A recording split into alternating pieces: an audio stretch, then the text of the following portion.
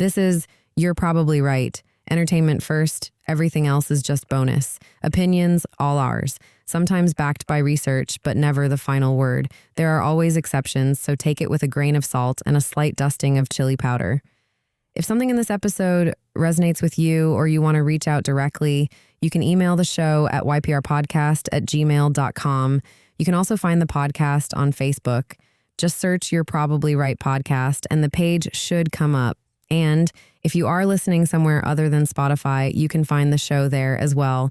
Just search You're Probably Right and follow the podcast so new episodes show up automatically. All right. Hey, y'all. What's up? This is MCM, and you're listening to You're Probably Right podcast. Thanks for hanging out with me. Just a different little beginning there, trying it for the first time.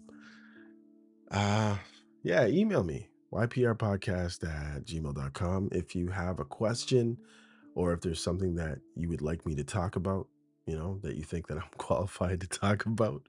Or, maybe there's a question that you've always had from a previous episode, MCM, why are you such a, like, you know what I mean? Anyhow, we're going to get right into it. I remember these episodes are for entertainment purposes only. You know what I mean? I'm going to leave it like that. I know that I always over explain that. I don't know why I do that. I think it's that habit of helping. And, and the thing is, when you have a habit of helping, although helping is a good thing, but I guess having a helping or having a addiction to helping or fixing things, sometimes it comes off as if you're degrading the person you're helping, because sometimes they don't need that intense amount of help, even if they do need your assistance in some way, shape, or form. So that's just a learning lesson, and I'm probably just thinking out loud. And I probably just did it again. If you don't know what I'm talking about, then cool. All right, let's move right on. Listen, there is a version of being a good person that nobody warns you about. Not the obvious stuff, not kindness, not decency. The quiet version. The version where you are agreeable enough, steady enough, capable enough that people slowly stop checking where the line is with you. They do not announce it. They just go a little further each time, at work, in relationships, in families. You notice it only in hindsight. It's so slight because nothing dramatic actually happens. You're not mistreated in a way that you can actually pinpoint or point to. You're just slowly repositioned, almost just adjusted, like somebody has a big enough hand that they just take you by the waist and kind of move you over here slowly. You know what I mean? What people call nice is often just predictable. And predictable people are easy to manage because you know what you're going to do, or they know. That is where this gets uncomfortable. But I mean, I'm here with you. And remember, a lot of the stuff that I talk about, it's from years of making mistakes and experience. So don't feel judged. Please, if I ever sit on here and, on this little soapbox and seem like I'm killing you softly with my words or whatever it is, it's not that. Okay. Please don't think that. Because some people are not confused. They're calculating. Some people are not careless. They're climbing. What are they climbing, you say? Some people do not dislike you. They just like themselves a lot more. And if you have ever been valued, truly valued, then watch that value shift without explanation. You know exactly what I'm talking about. One day you're admired, listened to, chosen, and then the tone changes all of a sudden. You think it's a one-off, but nope, if you even recognize it. The effort changes, the attention changes. And instead of walking away, what do? Act more stupid. No, you try to fix it. You show up more, you explain more, you try to remind them who you were when things were good. And that's the trap. Because once somebody has moved you into their internal ranking, you cannot talk your way back. Mm-mm. It's not about age. It happens to young people all the time and old people. But young people tend to blame themselves faster. They think they did something wrong when really the situation changed. And nobody teaches you how to respond when respect shifts quietly instead of breaking loudly. So you stay, you adjust, you keep things smooth. You slowly, without noticing, you start living a step behind your own life. Not angry, not dramatic, just slightly out of position. This is not a talk about being hurt. We've been there, right? It's a talk about learning how people actually behave, not how you wish they behaved. And once you see that, you stop asking the wrong questions. You stop asking, why did this happen? You start asking, why did I stay once it was obvious? That is where things change. You see,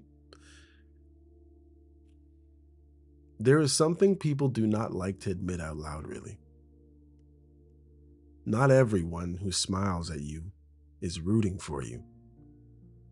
And I think sometimes we don't even want to admit that. Like, why would somebody be that way, right? Some people admire you only while they feel safely ahead of you. Some people like you only when they do not have to compare themselves to you.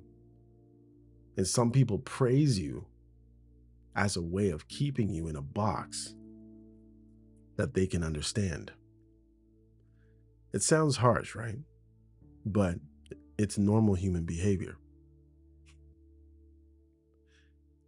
It was foreign to me a while ago, I can tell you that much.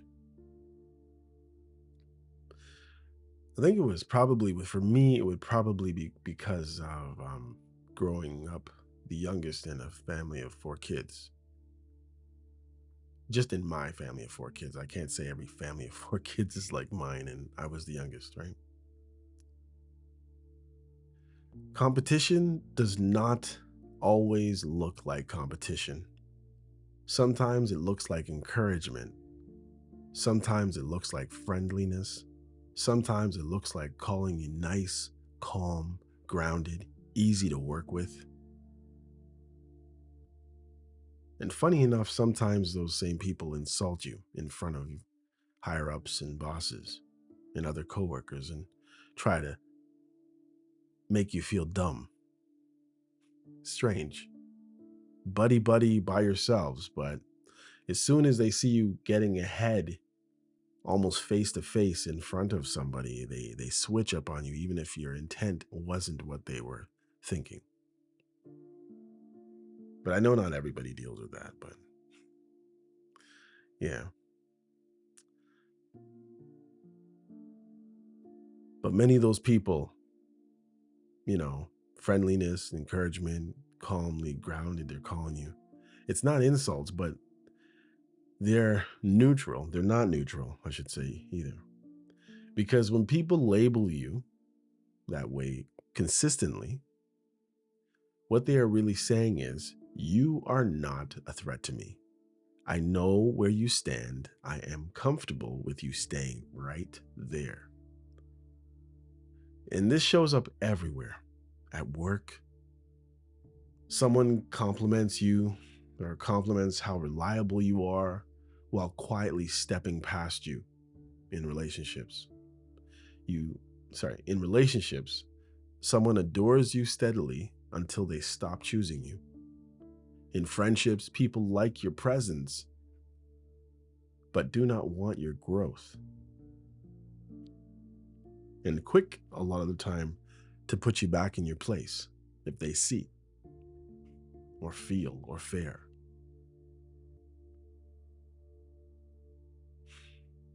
And then thinking about that, when admiration turns into comparison, behaviors change, not dramatically, suddenly, or subtly, I should say. Support becomes silence, warmth becomes distance, compliments turn into backhanded comments, or they disappear altogether. And if you're not looking for it, you miss the shift. Sometimes it's as simple as somebody always trying to be even Steven with you, or one upmanship, or tell a better story, or all of a sudden turn rigid, and what you're saying couldn't possibly be true. Because you're still being treated politely, it's really hard to see that shift. You are still included, still spoken to, still considered, technically. But something has moved. People like to believe jealousy is loud and obvious. It isn't. Real jealousy is quiet. It does not confront, it repositions. It stops offering, it stops advocating, it stops meeting you where you used to meet each other. And the mistake people like us make is assuming it's accidental. We think maybe they're just busy, you know? Maybe they're stressed. Maybe I'm just overthinking it. So we respond by being even more accommodating. We soften, we adjust, we make it easier for them. And that is where things tilt in the wrong way. Because accommodation in the face of comparison doesn't restore balance, it just confirms it. If someone feels behind you, your presence can make them uncomfortable. If someone feels threatened by your competence, they won't say it. They'll quietly reduce your influence one way or the other, or another. They will start to somehow figure out a way to limit your access. They will keep things surface level. They will make sure you are useful, but not powerful. This is not about bad people. It is about people protecting their position. I had somebody once swear blindly that me and them, or them and I, did something as a project together when I know that I spent hours getting things together, putting things together by myself, and showing up 3 hours before they did to do a certain task. And if nobody ever taught you to recognize that, you end up doing something backwards. You try to reassure them when things go off. You downplay yourself, you make yourself smaller, you explain that you are not competing. But here's the truth nobody likes to hear, really. Once someone is competing with you internally, reassurance does not help. It just tells them you're willing to fold. The people who keep rising are not the loud ones. They are the ones who stop negotiating their position and take it.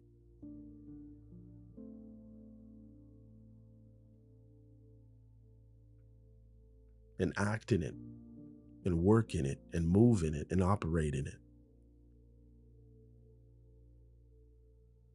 And the people who keep getting stuck are often the ones who believe being liked is the same as being respected, and they're not the same thing. People like their shoes. Someone can like you and still hold you back. Someone can admire you and still want you contained. Someone can praise you and still believe if you do not and be relieved if you don't advance. Not everybody wishes you well, but not everybody hates you either. But at the same time, it's hard to accept these things for some of us, especially if you grew up believing effort speaks for itself, not position just because you are this or that.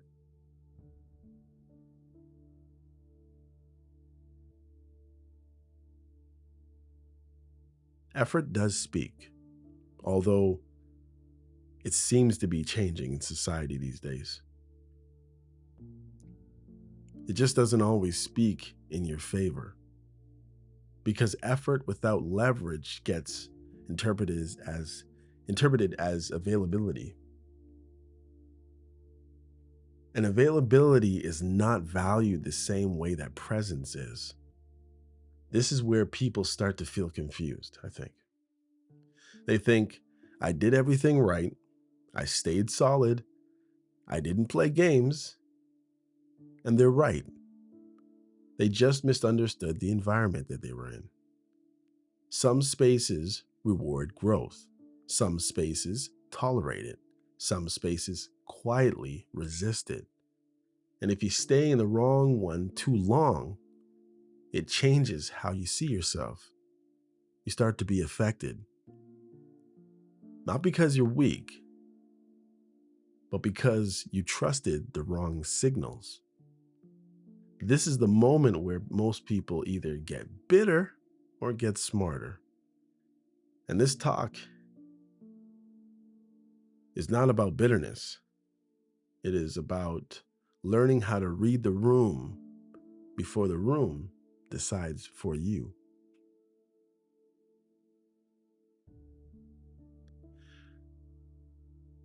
There's a moment,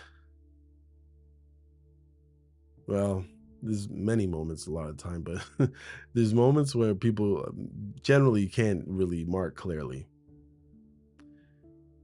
It's not a breakup, it's not a fight, it's not a blow up. Those are easy, right? It's the moment when effort stops coming towards you. Not all at once, just enough that you start to feel or start filling gaps. And that's how it begins. When you are valued, things move towards you naturally. You hear that? When you are valued, things move towards you naturally. Do you understand? It's like if you, I don't know, had a gold bar in your hand and you know that dropping it, or a diamond, and you knew that dropping it would damage it or lower the value of it. And you do everything you can to make sure that you hang on to that diamond, that gold, right? Time, attention, initiative, keeping it safe. You don't have to chase it though. You respond to it. But when that shift, you feel it before you understand it. But when that shifts, I said sorry. I should have said sorry.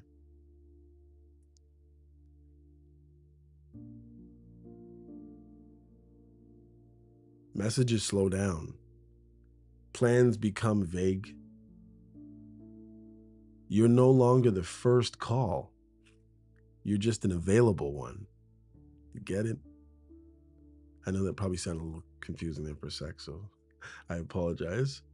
But when things do shift, I'm telling you, messages will slow down. Plans become, well, what are you doing? I don't even know what you're doing. You're no longer the first call. There's someone else on tap now. But you are available, and they know you are, so we'll just keep you over there. And the dangerous part is not changing.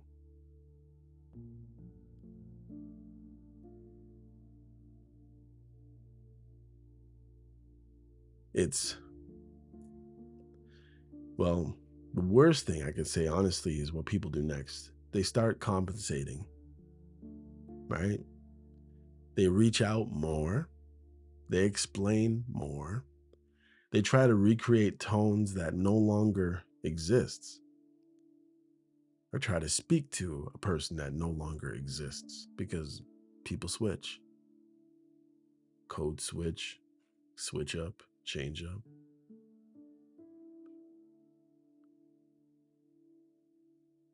Not because they're desperate, because they remember how it felt when things worked. And that memory becomes the hook that keeps them coming back for more. In relationship, someone who once chose you easily now hesitates. At work, someone who once backed you quietly steps aside. Like the koi pond situation, for those of you Office fans. In friendships, the energy that used to feel mutual becomes uneven. And instead of asking, why did this shift? You ask, what do I need to do to get that back? That question is the trap. Because once someone has placed you in the optional category,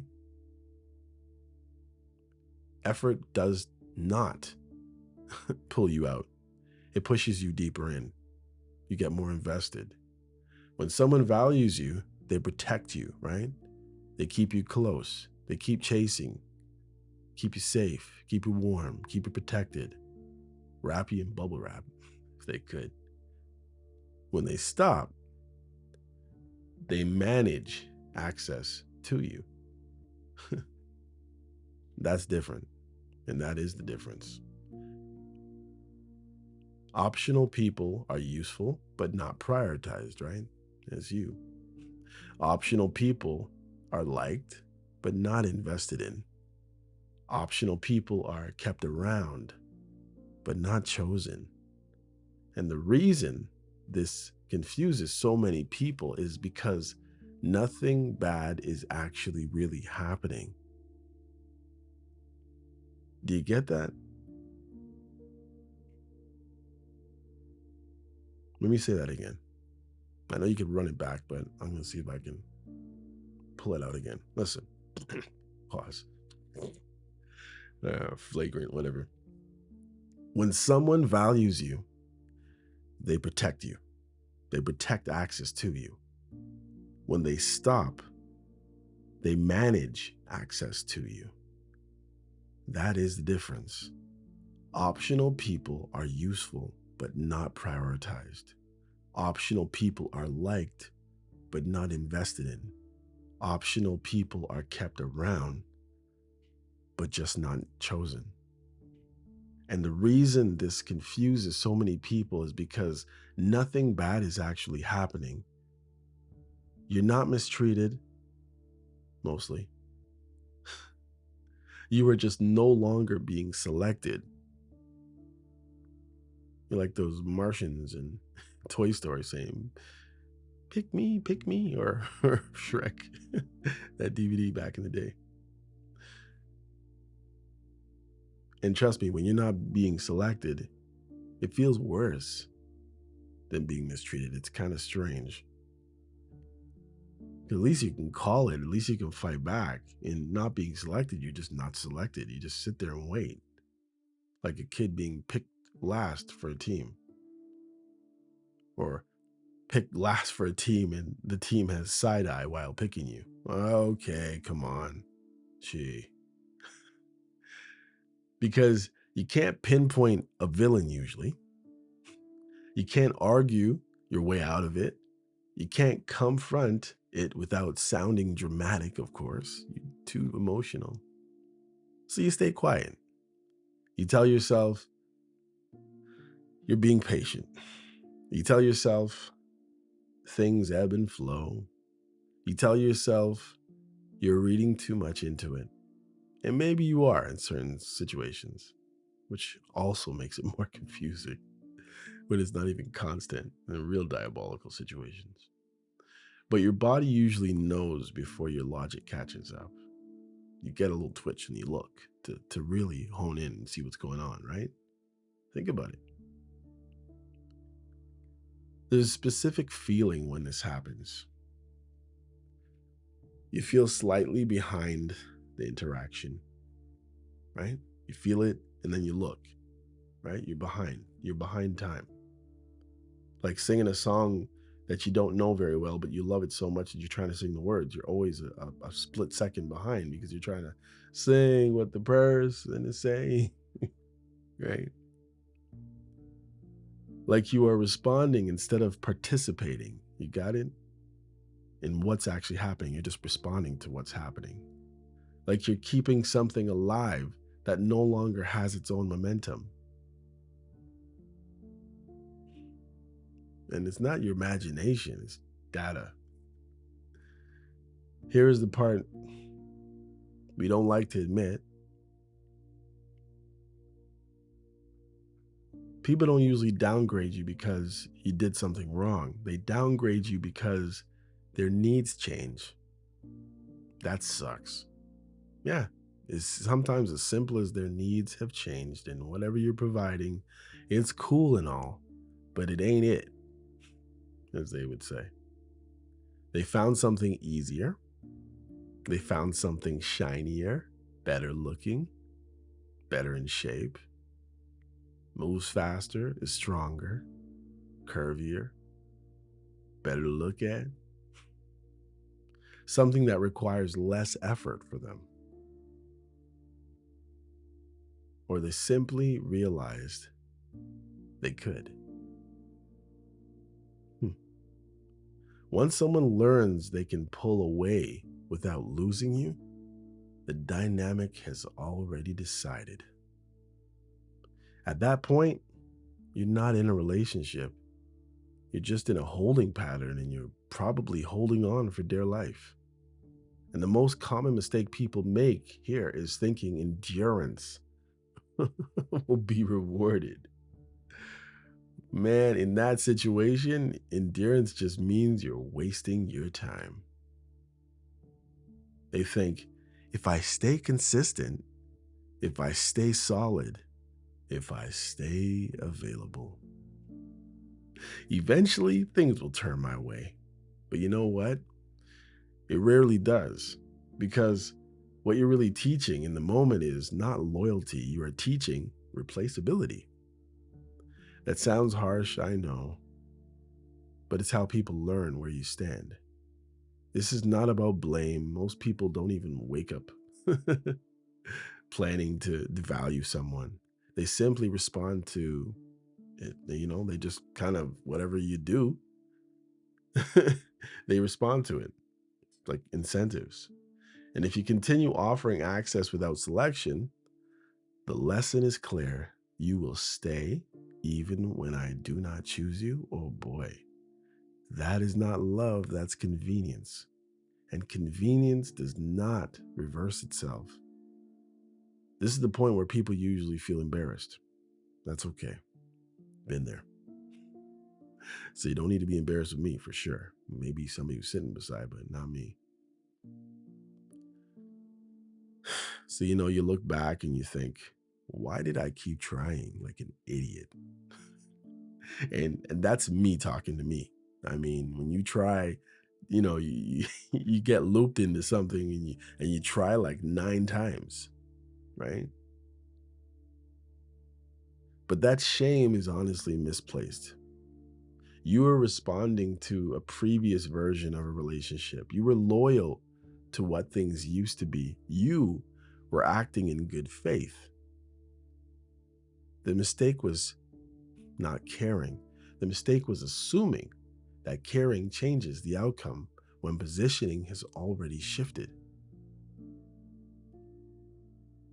Once someone moves you to an optional, right, instead of necessity, the only thing that changes is the dynamic. In the dynamic is movement. Not chasing, not explaining and not proving, movement. Because optional only works when you stay available. And that's where the story changes. Not in anger, not in confrontation, but in what you stop doing, stop providing. And the reason I can tell you guys, like, well, why chasing past versions of people never works. Listen, there's a specific kind of hope that gets people stuck. It's not optimism, it's not memory. You're not chasing the person in front of you, you're chasing the version of them that once chose you freely. And that's why it feels reasonable. Because you've been there before. You've been down that road, right? That rodeo. You remember how easy it used to be. Sorry, guys. How natural it felt. How little effort it actually required before. That was then. This is now. Yesterday's price is not today's price, as they say. So when things change, you assume the goal is to get back there, right? You think, if I show them consistency, if I remind them who I am, King Kong, no, just joking. If I stay present long enough, something will click, right? Now, that belief is powerful because it's not based in fantasy, right? It's based on experience. You have proof that it exists. Maybe you have pictures, video, who knows? And that's what makes it actually dangerous. What most people miss is this: people do not drift away from versions of you, they drift toward versions of themselves. They prioritize change, or their priorities, they change. Their incentives change, their tolerance for effort changes. And once that happens, no amount of familiarity pulls them backward. Yeah, that sucks. When you chase a past version of someone, right? You're doing something, something subtle. You are negotiating with history. You are hoping memory will override present reality. But memory does not drive behavior. Position does. You may have had that position before, but now you in the back seat. You ain't in the front no more. You ain't driving nothing. You just here for the ride. And that's because I let you. You know what I mean? When someone has moved you out of the center and put you over on an orbit, the rules change. You know what I mean? You were the center, you were the sun, man. Now you're over here orbiting. I'm the sun. You stop being responded to, you start being managed.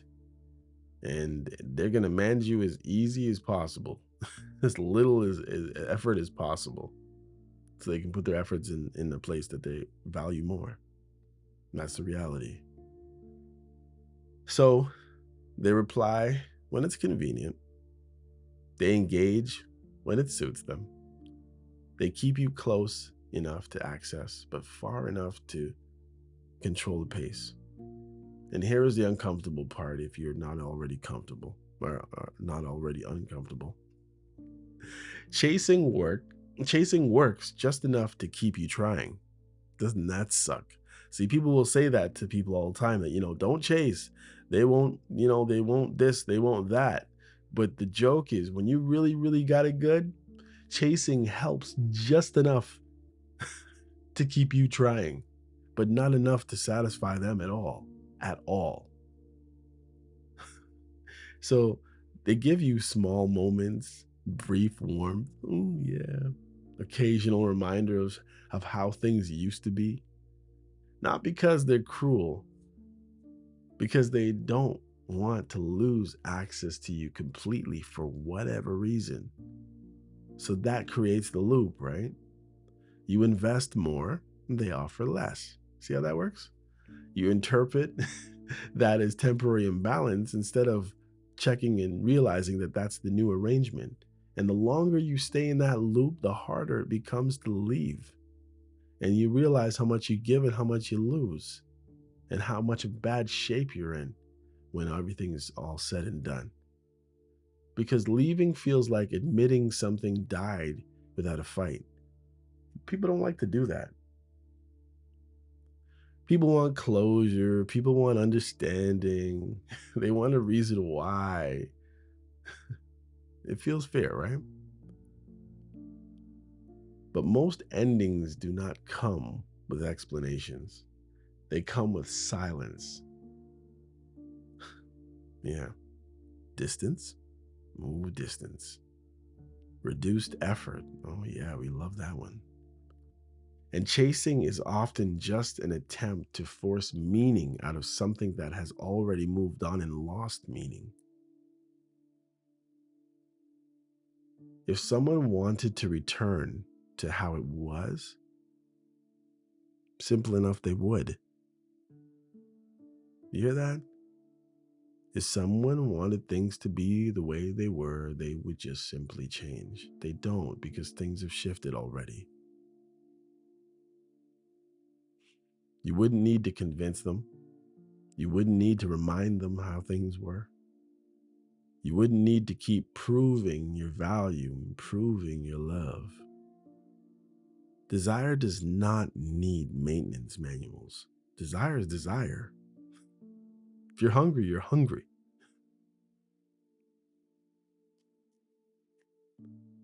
Interest does not need persuasion, right? Just see it in yourself. If you're really into someone, you don't need anybody to convince you you're into them, right? You're just into them, straight up. When effort becomes one sided, the answer is already there. The problem is not that people do not see this, it's that people resist it and don't want to believe it. How could this be? The romantics, the people who hope in the world. Because stopping feels cold, stopping feels unnatural, stopping feels like giving up, stopping feels like losing something that actually matters. But continuing costs a whole lot more. Time, self-trust, it costs ability to read situations clearly next time. And this is where people confuse dignity and detachment.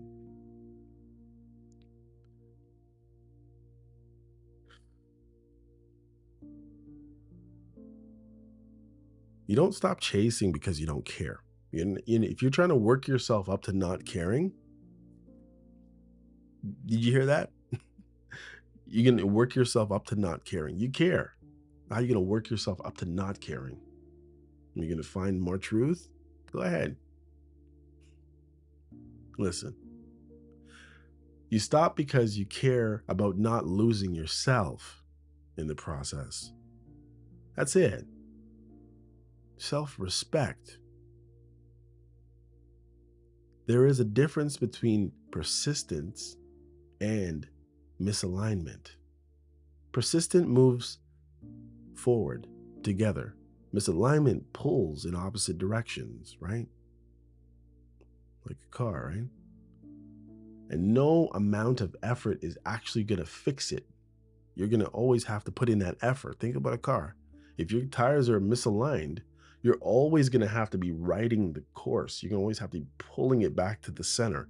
You got to pull it. Why? Because your misalignment, the tires want to go that way. And you, no matter how much you're pulling it, it's not going to all of a sudden be, okay, now we're on a straight road. Do you understand what I'm saying to you?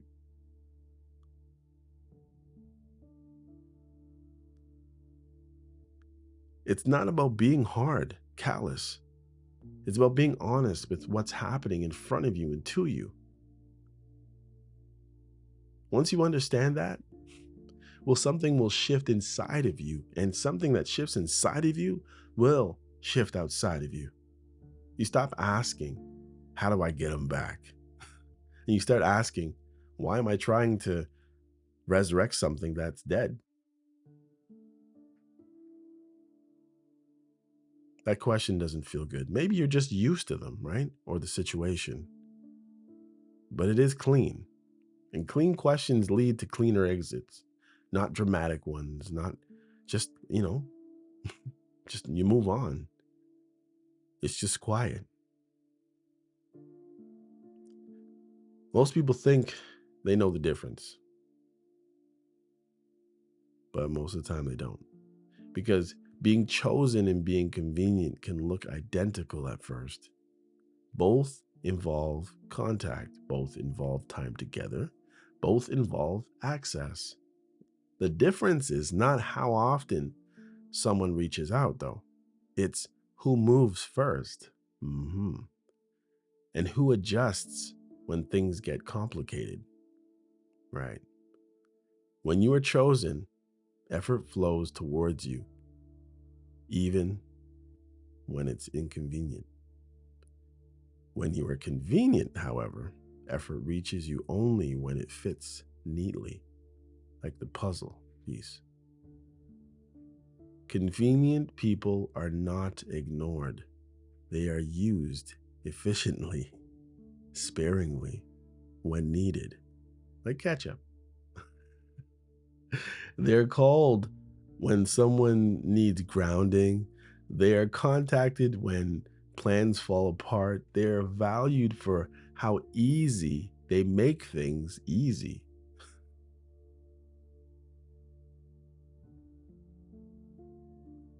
And if you're capable, thoughtful, steady, and you slip into the role a lot of times without noticing because you're good at it, that's why. You don't create drama, you don't demand reassurance, you don't make things harder than they need to be. So people lean on you, but leaning is not the same as choosing. Choosing has weight to it. It doesn't cost you or it doesn't burden you. You see that? When somebody is choosing you, they are grounded and they are coming towards you. They are doing work. But when they're just using you and leaning on you, you're going to feel the weight. Maybe it's in your emotional stress. Maybe it's in your pocketbook, as they say. Maybe it's in your time. Choosing means someone arranges something to make space for you. Choosing means you are considered before decisions are made, not after. You want to come along? Choosing means your absence would be felt, not just noticed. Convenience does not require commitment. It requires availability. And this is where people get stuck a lot of the time because availability feels like generosity. It feels open. It feels warm. It feels like being a good person. But availability without selection slowly drains you because you're just on standby. And most of the time, you're shocked out of wherever situation you're in to help. You didn't expect it. It's like, hey, can you do this for me quick? Hey, are you over here? Can you? Yeah, you know what I'm talking about. It's all of a sudden. You're never chosen, and then all of a sudden you're chosen. But it's out of convenience and need on their part. You're always a backup plan, the emotional support, the safe place someone lands before moving on. And the dangerous part is that convenience often comes with appreciation. People thank you, they praise you, they say they value you, but appreciation is cheap. It doesn't cost them anything to appreciate you, but selection does. Choosing you does. Selection costs effort, risk, and priority, right? And people protect those resources carefully. Listen, I know that it may, for some people who are listening, they might feel like I'm beating a dead horse. I'm not. I know what I'm doing. I know what I'm saying. I know why I'm saying it in different ways. Listen, selection costs effort. Is there effort? Is there risk? Is there priority?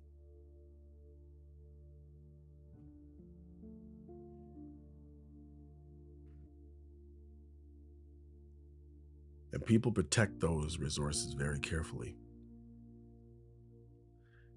This is why some people stay in your life for years without ever fully committing to you. They like what you provide. Maybe they just need a little bit more money to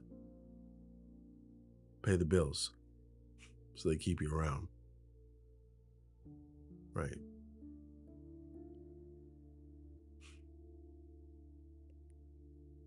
They like what you provide, man, not what you require. And if you have ever been deeply chosen before, this contrast really hurts because you know the difference.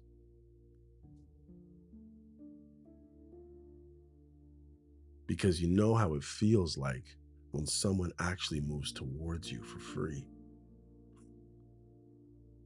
with no hesitation. You know what it feels like when effort does not have to be negotiated.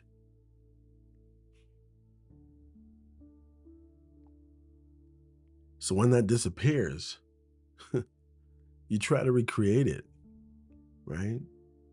Maybe not with this person. Maybe you had it with that person in that different relationship, but you're trying to get that back still sometimes, even with somebody else that's not offering that situation. Maybe it was good for a minute. You thought it was headed that way, but no. So what happens to you in that situation? Well, you become more flexible. You become more understanding, bend over backwards, maybe. You understand why you got hurt in the situation more easily.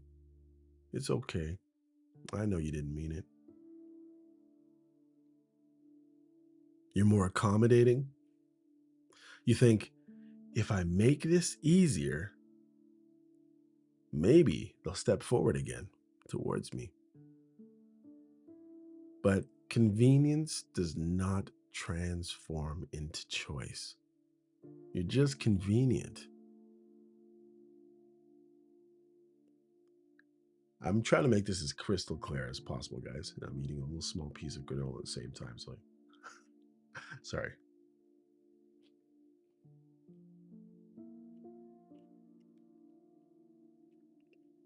Everybody knows what a convenience store is, right?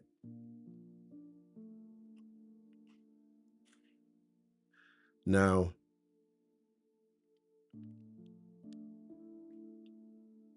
you go into the convenience store to get that bottle of ketchup, or are you going to the grocery store where it's cheaper and costs them less or costs you less? You go to the convenience store because it's always open. It doesn't necessarily have the best stuff that you want. It's just convenience. Ketchup is better than no ketchup, right?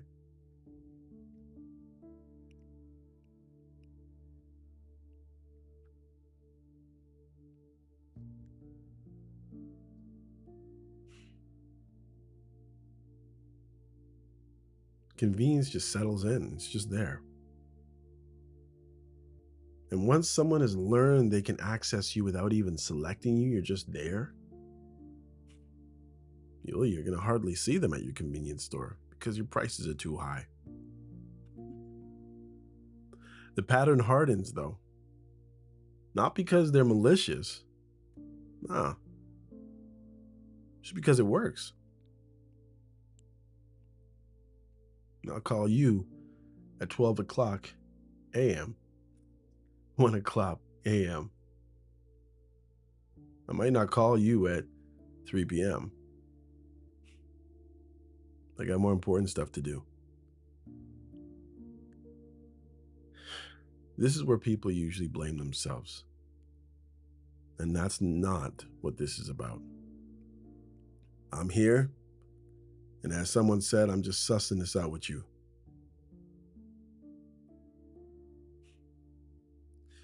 You'll think that, oh, you asked for too much. They think, oh, I pushed too hard. They think they should have been more relaxed. But the truth is often simpler. They stayed available too long, way too long, after it was clear they were no longer being chosen. And that is not a character flaw, people. It is a misunderstanding of how people behave under low pressure. People do not rise to what you deserve, they respond to what you accept. That sentence makes a lot of people uncomfortable because it puts agency back where it belongs. Not in control of others, though, in control of participation. Because being chosen is not about convincing someone of your worth. It is about noticing when your presence is optional and deciding whether you want to remain accessible under those terms. That decision does not require confrontation, it requires adjustment. It doesn't usually feel comfortable. Who you answer, how often you initiate, what you continue offering. When those things change, right? It's simple, I'm telling you. Who you answer, how often you initiate stuff, and who and what you continue offering. I'm telling you, when those things change, the dynamic changes. Sometimes people step up, many times they don't. Sometimes they drift away. They usually do. But both outcomes tell you the truth. It's that simple. And the truth is always preferable to extending confusion, right? I just want to know eventually. I know sometimes it's harder. It feels harder, right? Yeah, I know. Being chosen is not louder, it's just steadier. It doesn't leave you guessing. It doesn't require constant collaboration. It does not make you feel slightly behind your own life. And once you've experienced that, convenience stops feeling flattering. It starts feeling expensive. Yeah. Like I said before, the convenience store is very expensive.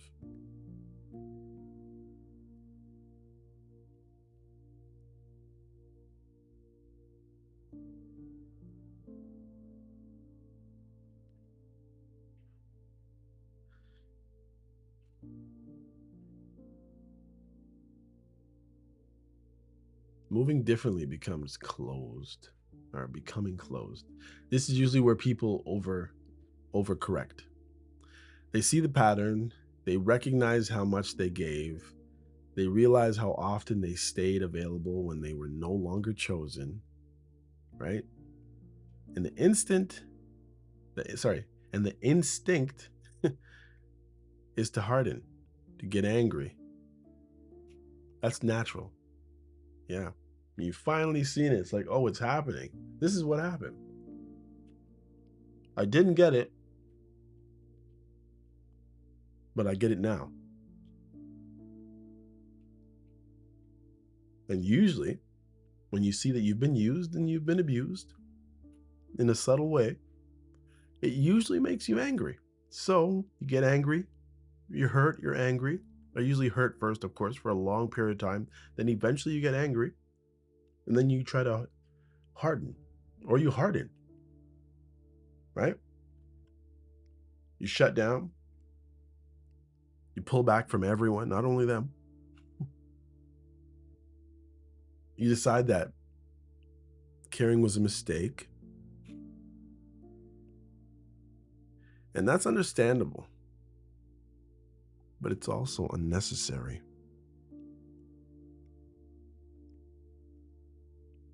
Because the lesson is not to care less. No, you're a caring person. It's not to care less. That's not the lesson. The lesson is to care with awareness of what is happening. Your eyes open. Most people do not get drained because they are kind. They get drained because they keep offering the same level of access to a situation that's already changed. There's nothing coming back in. They keep operating as if the original agreement is still in place, and it's not. I know you'd like it to be, but it's not. And that's where things quietly break. Moving differently does not mean becoming distant. It means becoming selective. Be nice. Be your original self, if you can. That's difficult. That's really, really, really, really difficult. But that person, it's difficult. Got history.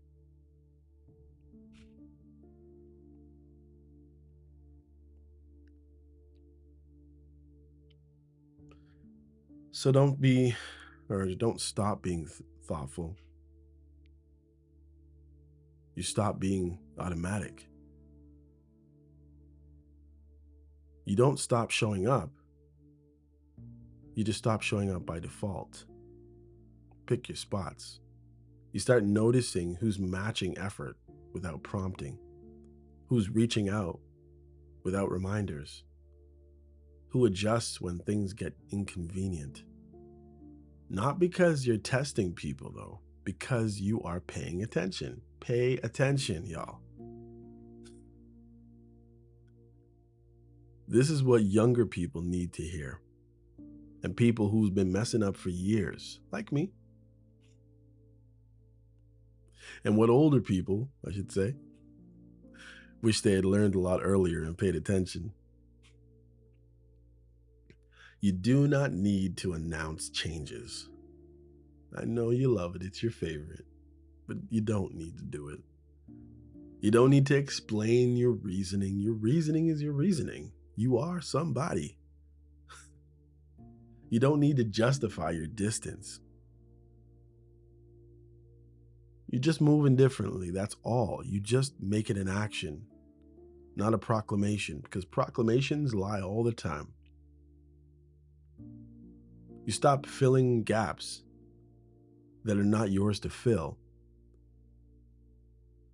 You stop rescuing momentum, sorry, that no longer exists. You stop carrying conversations, connections, and expectations alone.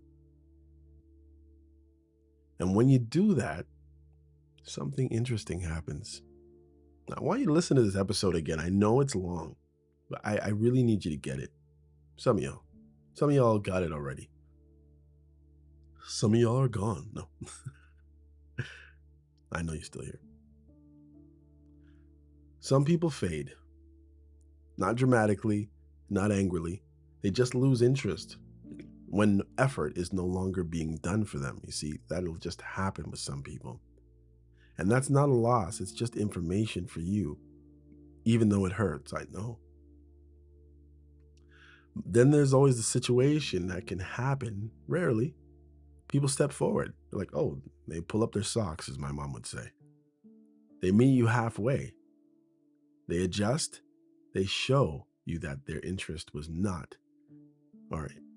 dependent on your availability. Those are the people worth keeping. And here is the part that matters most. You do not become cold when you stop overextending. You become clearer. You laugh more easily. You feel less tension before interactions. You stop rehearsing conversations in your head just to make sure you can get through a part. Because you're no longer managing other people's comfort at your expense. This is not about protecting yourself from everyone. No, no, no.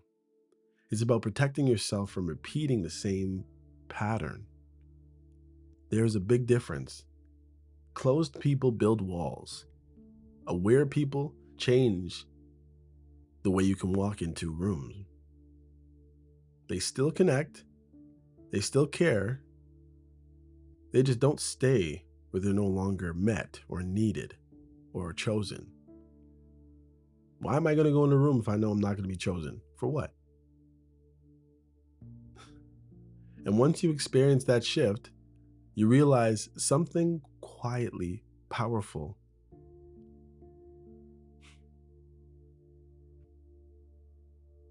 happens. You were never asked for too much. You were just offering too much to the wrong places for too long. That realization does not make you angry. Well, you might be hurt. But it should make you calmer once you realize what's actually happening. But you could be angry, I suppose, after being hurt for a while. I get it. But you got to be angry at yourself a little bit too. And that sucks too. Because now, when effort shifts, you don't panic, you observe. And when selection disappears, you don't chase. It's like, okay, you're over there, I'm over here. Deuces. Other fish in the sea. That's reality. And if there ain't no more fish, we ain't fishing over here. You adjust, right?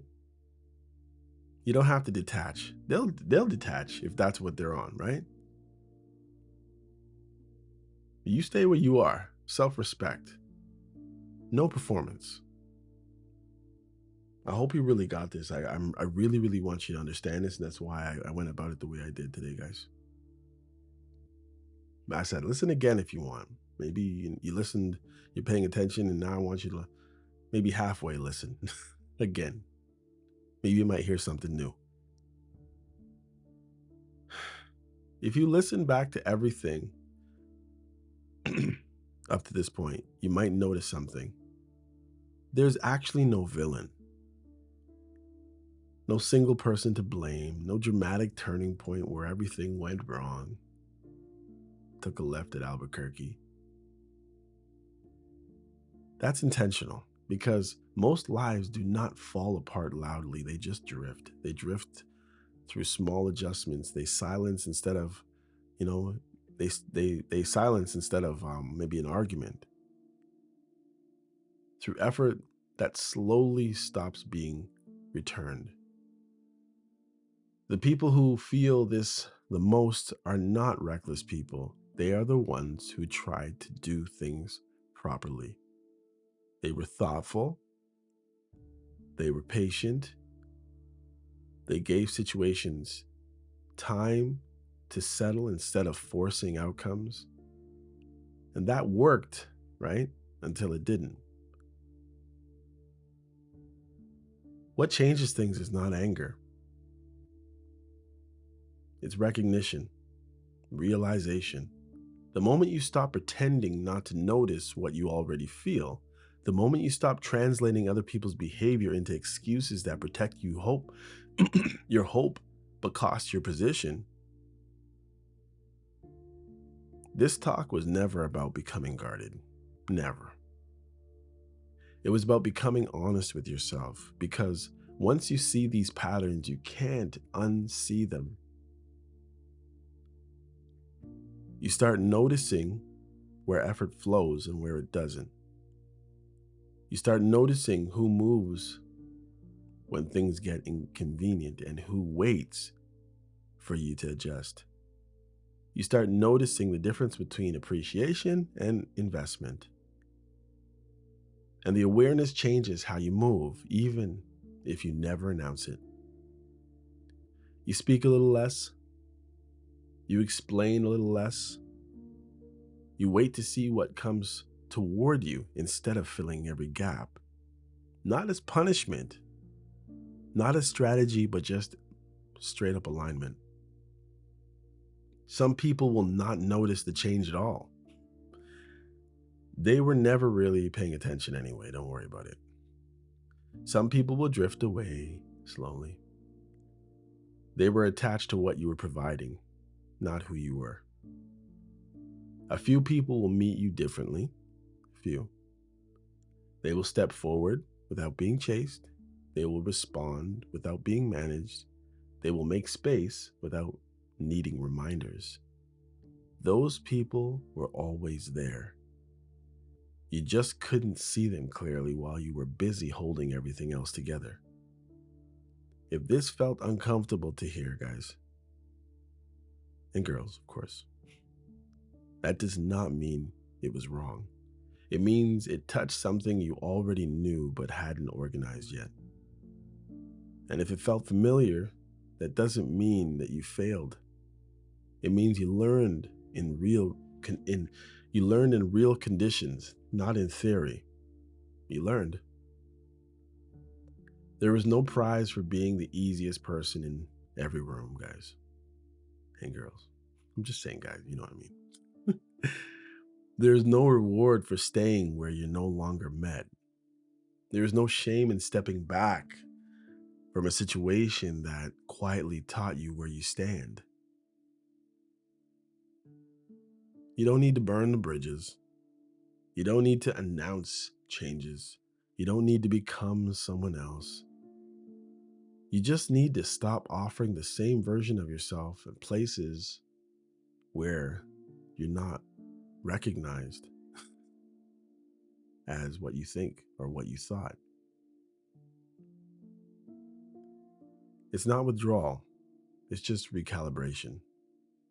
And when you do that, as I said before, something subtle happens. Life stops feeling slightly ahead of you in so much of a chore, so much of a ways that you have to figure things out, and so much of an expenditure. You stop chasing tones that no longer exist. You stop waiting for effort that is not coming. You stop negotiating your position internally. You become steadier, not harder. And that is usually when the right thing starts to show up. Not because you demand them, but because finally you made room for them. Quietly. All right, y'all. This is it for today. Thank you for hanging out.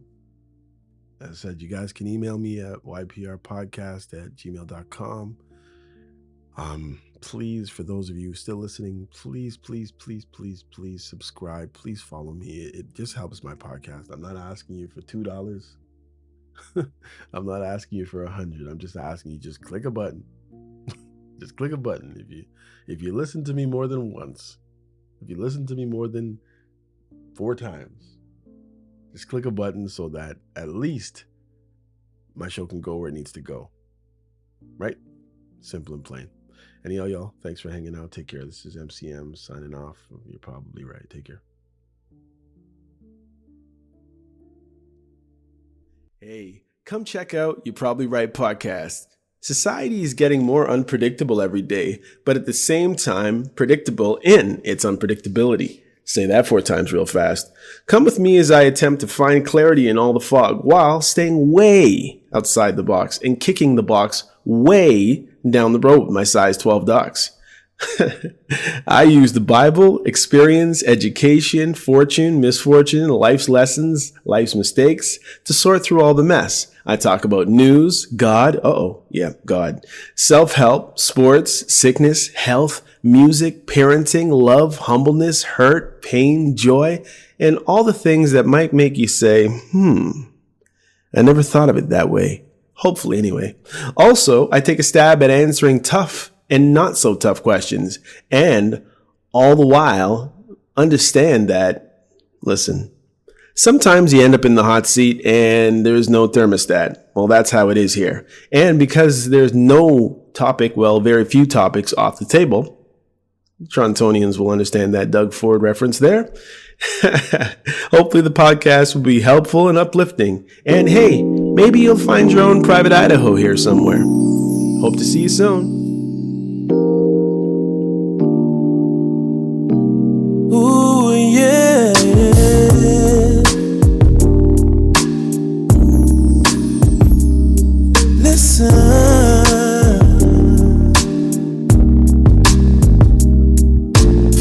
It's getting late and I'm still wide awake, staring at the ceiling, thinking about the space you take.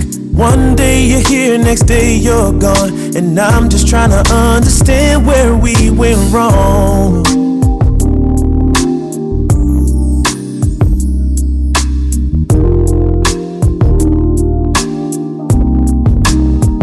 You only love me in the middle of the night, yeah, the night. Then you fade away with the morning light. I need to know, is this for real? Tell me how you truly feel. Oh, yeah. I give my all, you give me half your heart. You say the words, but we just stay so far apart. These mixed signals are tearing me down, lost in the silence when you're not around. Tell me how you feel. How you really feel. Is any of this real? Just tell me, yeah. Tell me, baby. Oh.